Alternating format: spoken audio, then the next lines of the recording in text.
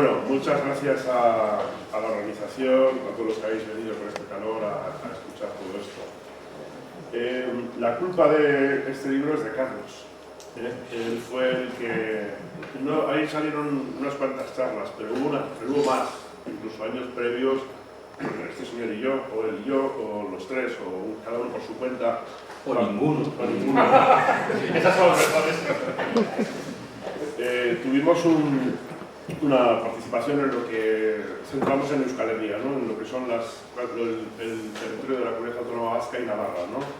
Y bueno, pues ahí nos dimos cuenta de una serie de cosas. Y cuando terminamos la última inaugural, en la que nos acompañaba un mapa, lo que se podría llamar una zona de sacrificio, en el que aparecían todo tipo de instalaciones de tecnologías de captación de energías renovables y de almacenamiento, por primera vez, aparte de las conducciones y las conexiones a través de todo tipo de cablerío.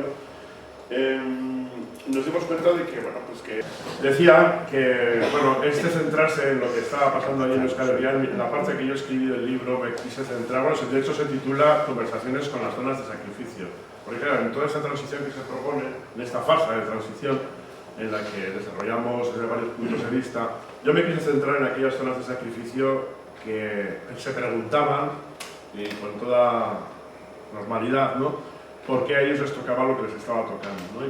Y claro, todo esto viene desde muy lejos, ¿no? Realmente vimos que se estaba produciendo, como se estaba perfilando en ese momento un mapa de un Euskadi y una Euskal Herria, si queréis, incluyendo Navarra, ¿no?, el País Vasco, lo que son las tierras vascas, en las que se veía muy bien cómo la parte, digamos, noroccidental, Vizcaya, que pretendía seguir siendo ese centro de la industria más moderna, industria 4.0, una sociedad termoindustrial como la que hemos conocido, pero, digamos, con esa vuelta, o esa vuelta de rosca en la que aparecería lo que es la cultura, sobre todo, o sea, en los centros de investigación y de la universidad, ¿no?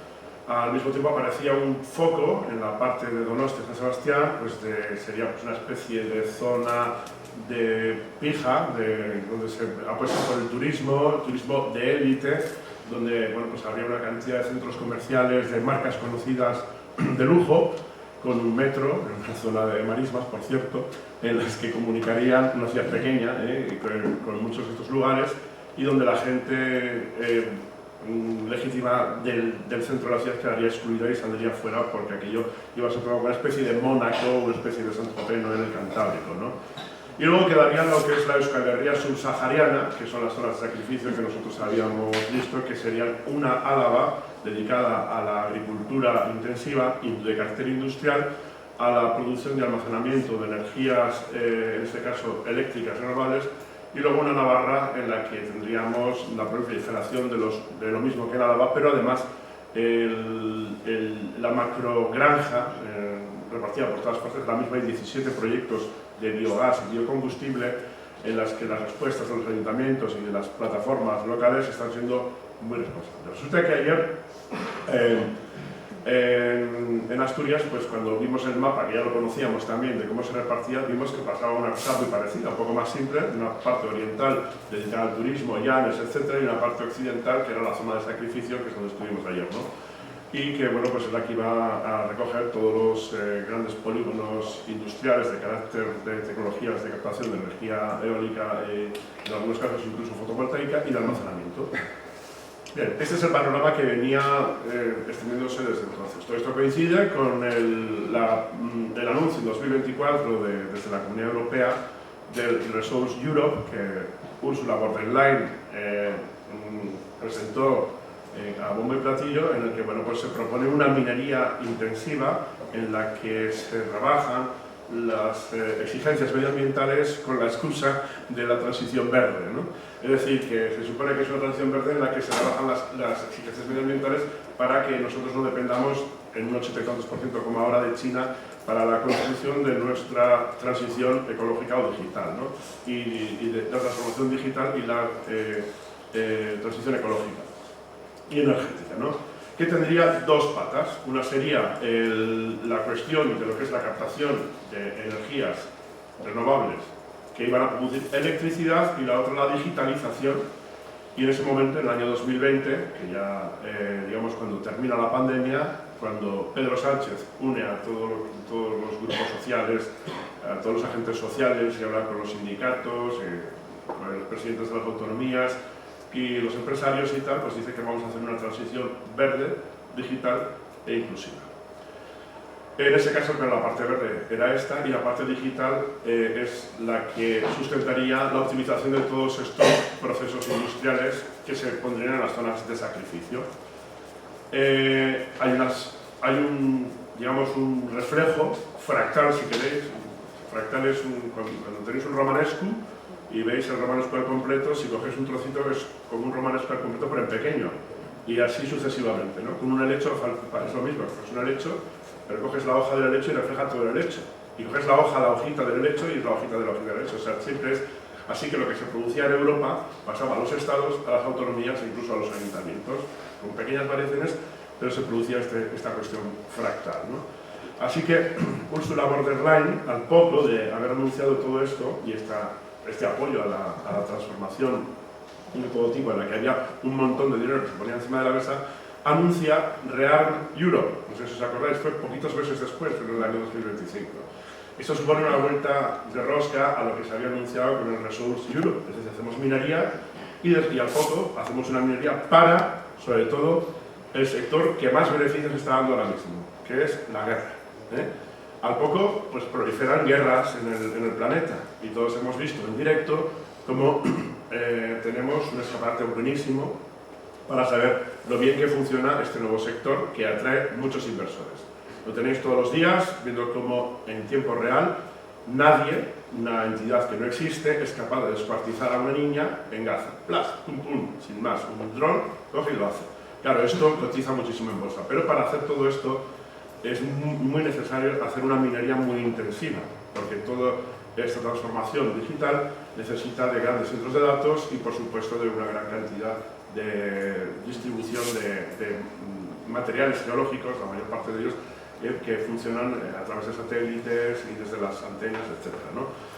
Y sobre todo lo que son los propios artilugios de armamento. Así que tenemos abiertas cerca de Galicia, bueno, en Galicia ya tenemos minas de coltán, etc., y de wolframio, que muchas de ellas van para lo que son las propias tanquetas, etc. Al mismo tiempo, vimos cómo anunciaban algunos sindicatos, supuestamente de izquierdas, como UGT en el caso de Navarra, que proponían que Volkswagen, que está muy cerquita de mi casa, y en Pamplona, proponían que Volkswagen, pues, viendo que la automoción se va al garete, y que se sabía, pues que apostasen por la guerra, es decir, que hiciesen tankers en vez de coches, ¿no?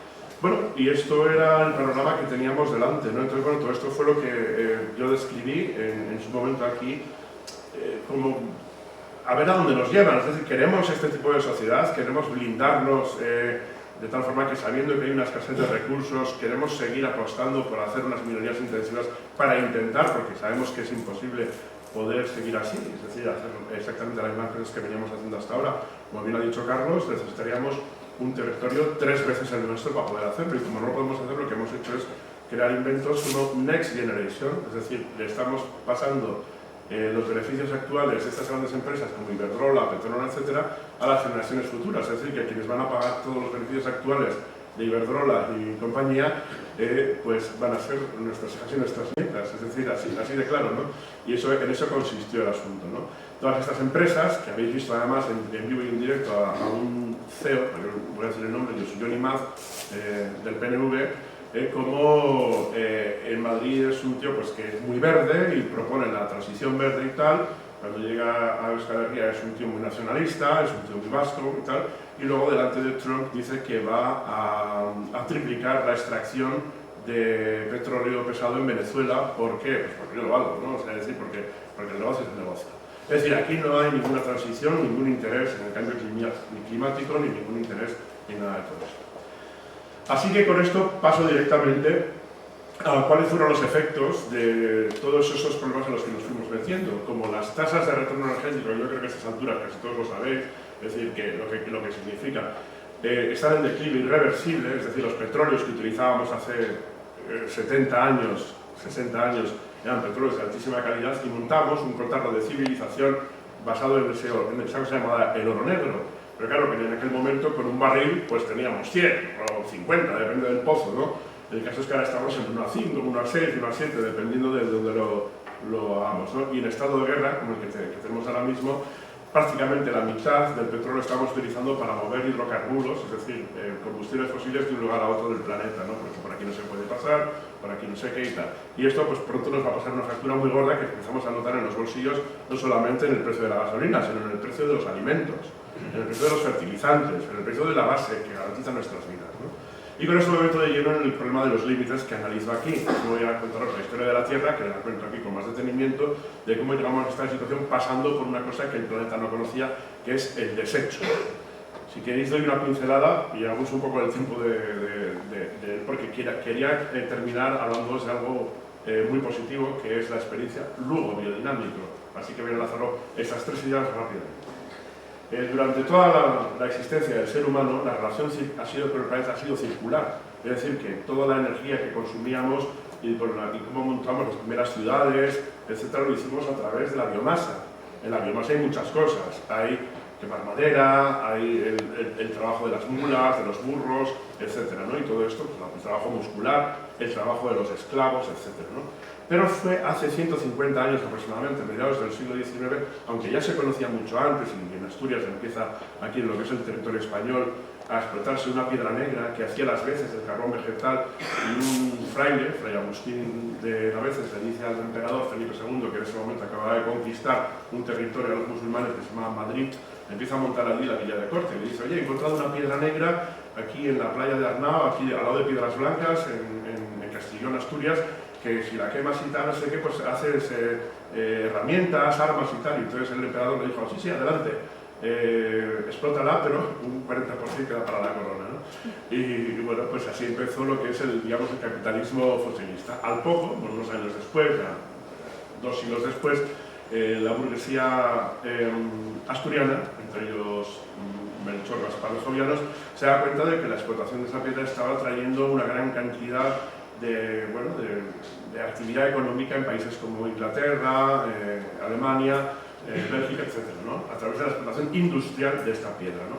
Y esta piedra resulta que empiezan a llegar los primeros geólogos alemanes y ingleses y tal a la península ibérica, y se dan cuenta de que esa franja que va por Westfalia y por el Carbonífero aparece también en Asturias y en León y llega prácticamente hasta aquí. Bueno, se queda por el camino, pero dices que se puede explotar, con lo cual empieza la explotación. Se abre la primera mina, que es la de Arnao, y el primer ferrocarril para transportar el carbón, que es el ferrocarril que va de Arnao a Avilés. Segundo, el primero es el azucarero de La Habana, ese es el primer ferrocarril español, el segundo es este. Y bueno, ya empieza lo que es la globalización con los combustibles fósiles. Estamos hablando de 1850. A partir de este momento, entonces, si os dais cuenta, se pierde la relación circular que habíamos tenido prácticamente desde el inicio de este cuerpo de 300.000 años de diseño del ser humano, hasta ese momento, de tal forma que hasta ahora el planeta era capaz de digerir todo aquello que se producía porque, bueno, pues el molino movía sacaba el trigo, que volvía al alimento, que la mula fertilizaba, el agua volvía a caer y era todo circular. Pero con la entrada de estos combustibles fósiles se rompe el círculo y aparece una cosa por primera vez en el planeta que no es capaz de digerir, que es el desecho. El desecho en el siglo XX, en 1900, se empieza siendo 50-50. Hay una mitad de la relación económica y circular que siguen existiendo los esclavos. Hoy en día hay más esclavos que nunca, unos 50 millones aproximadamente según la ONU, de los cuales el 20% más o menos son niños que trabajan en el sector textil y en las minas para extraer los materiales para nuestro armamento en la transición digital. No me voy a acercar, pero está mejor explicado aquí en el libro, ¿no? Pero sí que es verdad que en ese momento esa circularidad se pierde y empezamos a tener un 50%, hablo de 1900, de relación no circular que produce desechos. Bueno, la entrada del petróleo, el gas, el uranio y las nuevas tecnologías de captación renovable, que ambas, las dos, eólica y fotovoltaica, suponen un 7,3% de todo el global. Vemos que todas las fuentes de energía se fueron añadiendo. Ninguna sustituyó. El carbón no acabó con la esclavitud, el petróleo no acabó ni con el carbón ni con la esclavitud, el gas, el uranio y todas las renovables no acabaron con ninguno de los anteriores, y yo os digo que hay más esclavos que nunca, ¿no? Así que ahora la relación circular es del 10%, y la relación no circular es del 90%. Es decir, un 90% de nuestra actividad económica produce desechos. La mayor parte de los desechos están en nuestros cuerpos ya, en forma de microplásticos, en forma de todo. Así que tenemos no sé si habéis oído hablar de los 9 límites planetarios, aquí los analizo. Cuando hicimos el libro acabábamos de saber que habíamos superado el 7. Yo recuerdo una charla que estábamos dando en Gijón, este señor y yo, cuando un día le preguntan, en aquel momento habíamos superado 6, y le preguntan, oye Antonio, a Turiel, ¿tú qué crees que sería peor de los límites planetarios? ¿No? El cambio climático, el problema del fósforo y el nitrógeno, los microplásticos. Y se queda así y dice, ¿a ti tú qué prefieres? ¿Morir de una puñalada o de 6 en aquel momento? ¿No? Y generalmente, cuando se inventaron, cuando se pensaron los límites planetarios, ¿qué significaba esto? Era para determinar una zona segura en la que la civilización humana podría seguir existiendo. Dentro del planeta, toda la geología, incluida el ser humano como agente geológico, en el que pudiera seguir la vida, ¿no? Así que ya hemos superado 7. Y uno de ellos, el cuarto, peor, habéis oído todos hablar de él perfectamente. El cambio climático. Tenemos un problema muy importante porque monta un caos climático brutal, ¿no? Pero es el cuarto de nuestros problemas. Por delante hay cosas terribles. Por ejemplo, los ciclos de nitrógeno y fósforo. Nos alimentamos de media docena de especies vegetales que dan de comer sobre todo al ganado, pero también a nosotros, porque el 80% de la tierra que se cultiva es para dar de comer a ganado, y el otro 20% para nosotros. Así que si cambiamos nuestra dieta ya tenemos una pista de muy bien por dónde podemos ir, ¿no? Esas plantas que estaban completamente acostumbradas a no dar 3 o 4 cosechas al año, daban 1 o 2, porque sabían buscar el nitrógeno y sabían buscar el fósforo. Pero con los combustibles fósiles, que hoy están parados en el estrecho de Hormuz en forma de fertilizantes y pesticidas, lo tenemos muy difícil, porque estas plantas de las que nosotros vivimos son plantas drogadictas. Es decir, o les echas el pesticida o les echas el fertilizante o no hay cosecha. Con lo cual, muchos países están empezando a tener ya problemas de abastecimiento de alimentos. No os pongáis manos a la cabeza que el otro día, dando la charla de lo normal en Vitoria, me vinieron 2 agricultores de regeneración y nos contaron que habían conseguido regenerar suelos. Es una maravilla que esto surja en una de estas charlas, porque hay esperanza. Y de hecho, ahora mismo Marcos Gamboa está muy solicitado porque no es que tengan ningún truco, simplemente está cogiendo cosas del pasado para traerlas al presente, ¿no? Bien, hay otro problema muy gordo que son las entidades, como decía, estos desechos que ya vehiculan nuestros cuerpos. Tened en cuenta que la Tierra siempre tuvo corrientes, la corriente del Ártico, la corriente del Golfo y tal. Pero a partir del año 2010, sobre todo, que es cuando más de la mitad de la población comenzamos a vivir en ciudades, hay una cosa que se llama la urbanosfera, en la que existen unos núcleos estructurales que, digamos, estructuran todo el planeta, que se llaman ciudades. Las ciudades se convierten en megaciudades, ¿por qué? Pues porque hay un montón de energía que lo puede permitir. Y entonces esas ciudades necesitan todos los días millones de toneladas de recursos y todos los días sacar millones de toneladas de desechos. Esto no se puede hacer de forma natural como hace la corriente del Golfo, las corrientes de los ríos, etc. Esto se hace con diésel, se hace con gasoil. No hay otra. O sea, es todo este suministro y sacar de desechos de las ciudades se hace con gasoil. Es la base y la sangre de nuestro sistema. Así que con el tiempo nos dimos cuenta de que nosotros, los seres humanos, empezamos a formar parte como vehículos de todo esto. Y vino el momento en el que, a partir del año 2021 así, empezamos a encontrar microplásticos en las placentas maternas, en la leche materna, en la caca de los niños. Bueno, en 2022 ya aparecen los pulmones en la sangre, en 2023 en 2024 en los testículos y en 2025 en el cerebro. O sea, si quito lo de los testículos ya estábamos salvados, ¿no? Pero realmente, o sea, era un problema muy gordo. ¿Podemos adaptarnos? Bueno, podemos adaptarnos. Podemos adaptarnos al cambio climático, podríamos adaptarnos a través del urbanismo sostenible, si queréis, como le llaman, ¿no? Podríamos hacer mil cosas. Pero en la cúspide de todo este problema tenemos una cosa muy gorda que se llama pérdida de biodiversidad. Este es, para mí y para otros científicos, el peor de nuestros problemas. Más que el cambio climático, que los ciclos de fósforo y nitrógeno destrozados, que el uso del territorio, todo lo que queréis. Nosotros somos animales mamíferos y dependemos de millones de dinámicas que existen en el suelo, pero para nosotros, como no las vemos, son invisibles.